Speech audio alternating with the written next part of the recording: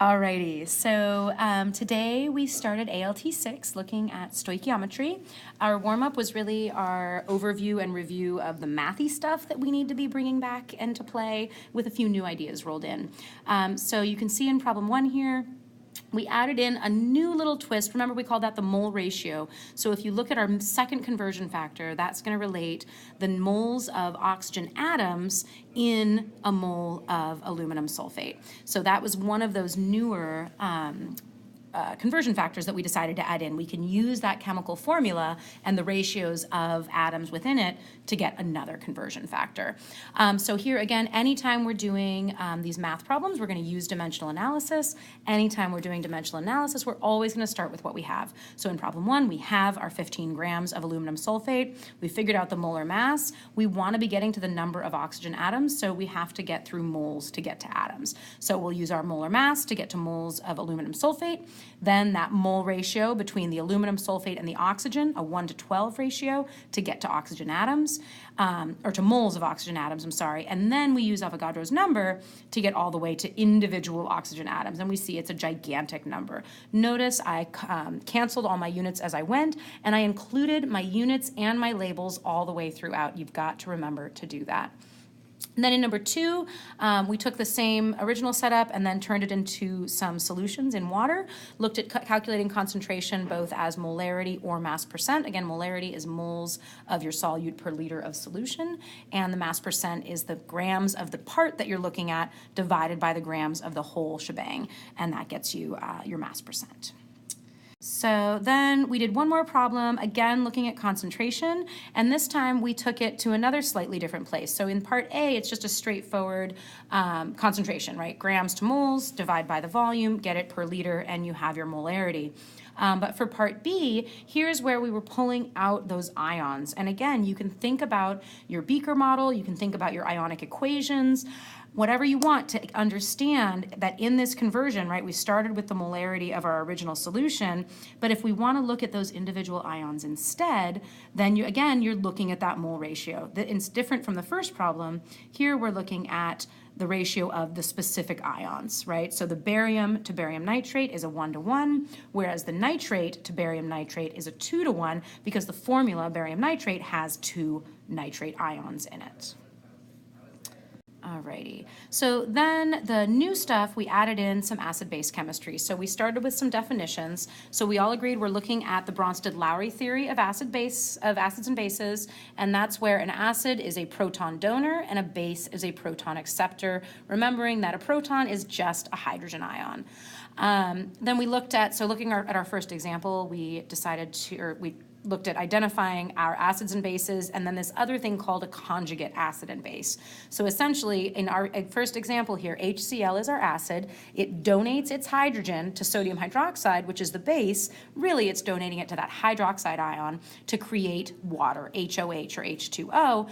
That becomes our conjugate acid. So the base, once it has had the hydrogen added to it, becomes your conjugate acid, and the HCl, that leftover chloride ion, that becomes the conjugate base.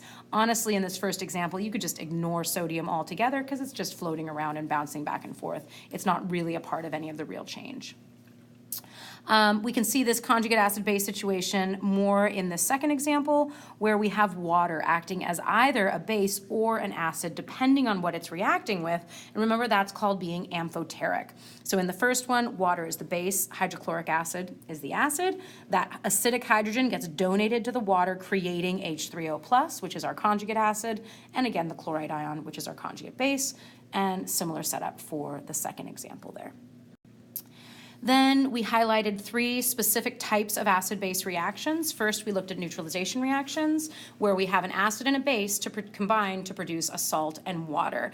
Our classic example, HCl and NaOH, to make sodium chloride and water. We take an acidic solution and a basic solution, mixing the two together, and if we do it right, we end up getting a neutral solution, hence the term neutralization. Second, we looked at an acid and a metal. We've done this reaction a bunch of times, but we've just always called it a single replacement. An acid with an active metal will produce hydrogen gas and a salt. And when I say active metal, I mean one that is going to be more reactive than hydrogen. So really, we're following all of our normal reactivity rules for single replacement reactions here.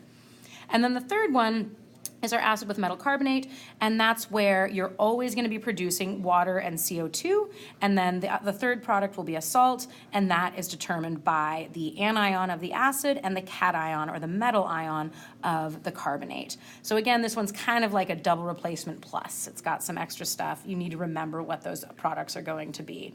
And then the first one we looked at, I forgot to mention, but remember, that's just a double replacement reaction.